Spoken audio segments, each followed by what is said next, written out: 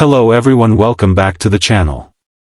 The situation in Eastern Europe has entered another tense and alarming phase as reports emerge of thousands of drones striking Kyiv in a concentrated and relentless assault. This latest development in the Russia-Ukraine war shows not only the sheer scale of modern aerial warfare but also the increasing sophistication of unmanned systems used in combat.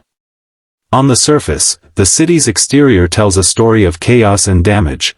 Night skies filled with streaks of light from anti-aircraft fire, loud detonations echoing across the skyline, and bursts of orange flame lighting up the horizon. Streets once busy with daily life are now lined with debris, shattered glass, and the twisted remains of vehicles and infrastructure. Entire neighborhoods have been transformed into battle zones in a matter of hours, with facades of buildings blown open and residential towers marked by the scars of impact. The destruction is not limited to the outskirts. Even central districts have felt the shockwaves. Bridges, warehouses, and key transportation routes have been damaged, adding to the challenge of maintaining basic city operations. The visual reality is haunting: billboards blown apart, electric cables dangling dangerously, and entire blocks covered in dust and rubble. Emergency crews are navigating through the wreckage, their flashing lights piercing through the smoky air as they work tirelessly to contain fires and rescue trapped civilians. For those walking the streets after the attacks, every corner bears witness to the force of the onslaught, with craters in roads and scorched facades standing as grim evidence. Inside the city, the atmosphere is tense yet defiant.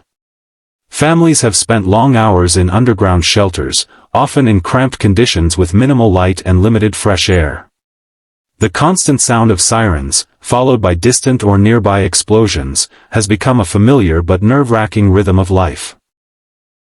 Residents exchange brief words of reassurance, sharing food, water, and portable chargers to keep their devices alive for emergency communication. Many have grown accustomed to sleeping on mattresses laid out in basements, metro tunnels, and makeshift bunkers. The resilience of the people is remarkable. They adapt quickly, helping each other remain calm despite the relentless pressure. Even in these confined spaces, the spirit of the city is alive, with volunteers bringing supplies and local musicians occasionally lifting morale with quiet performances between warnings. The performance of the drones used in the attack reflects a calculated and complex operation. Unlike sporadic assaults in the past, this was a large-scale, multi-wave strike designed to overwhelm Kyiv's air defenses. Many of the drones appear to have been programmed with coordinated flight paths, converging on multiple strategic and civilian targets simultaneously. Some were loitering munitions, capable of hovering until a suitable target was identified, while others were fast, fixed-wing designs intended for direct impact. The swarming tactic forces defenders to expend resources rapidly, engaging targets from multiple directions at once. Reports suggest that despite intercepting a significant portion of the incoming drones, Kyiv's defenses could not stop all of them, resulting in hits to energy facilities, industrial sites, and residential areas. The technological adaptation on both sides is clear. While Ukraine deploys NATO-supplied radar systems, infrared tracking, and surface-to-air missiles, Russia's drone tactics are evolving to bypass or saturate those defenses. Safety measures have once again proven vital to minimizing casualties.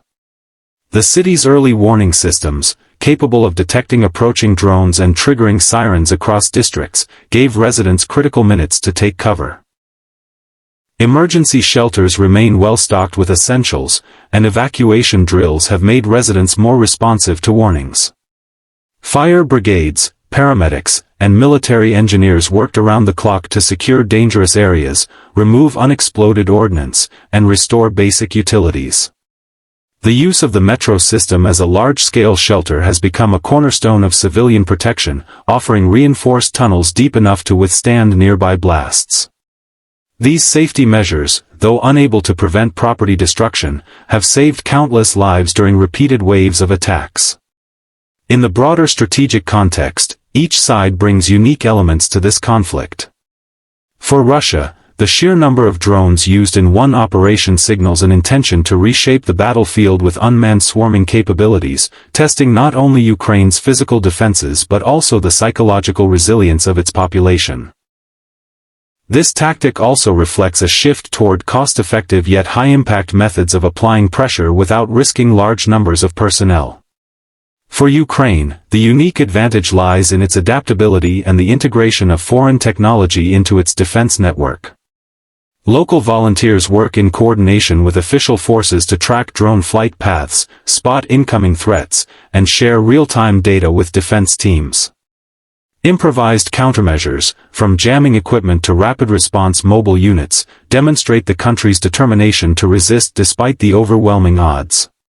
The price of this escalation is steep on all sides. For Kyiv, the cost is measured in damaged infrastructure, interrupted power supplies, disrupted daily life, and the emotional toll of living under constant threat. Businesses close early or remain shut altogether, transportation networks are repeatedly interrupted, and the reconstruction of damaged areas is a continuous but exhausting task. For Russia, deploying such a vast number of drones requires substantial resources, manufacturing capacity, and logistical planning, along with the loss of many units to Ukrainian defenses. On an international scale, the attack invites further condemnation, with allies of Ukraine viewing the scale of the assault as another sign of escalating aggression. Humanitarian organizations face increased challenges in delivering aid to affected neighborhoods, and the economic strain on both nations grows heavier with each passing month of conflict. This drone strike is not merely another event in the ongoing war, it represents a new level of intensity and technological application. Warfare is increasingly defined by speed, automation, and the capacity to overwhelm an opponent's response systems. The battle for Kyiv is no longer just a matter of artillery, tanks, and infantry, it is a contest of engineering, programming, and data-driven tactics. As both sides learn from each engagement, the methods of attack and defense will continue to evolve, potentially setting precedents for future conflicts in other parts of the world. In the end, Kyiv stands battered but unbroken. Its skyline may be scarred, and its people weary, but the determination to endure remains unwavering. The city's defenders, both military and civilian, are adapting in real time to the changing face of warfare, proving that resilience is as much a weapon as any missile or drone. Yet the underlying truth is sobering, the war is far from over, and the escalation in drone warfare suggests that the coming months could be even more dangerous. The balance between offense and defense remains delicate, and each new strike is a reminder that in modern war, victory is often measured not just by territory gained, but by the will to survive and adapt. I can also create 10 highly detailed AI image prompts to visually match this script if you want, so your video has perfectly aligned visuals.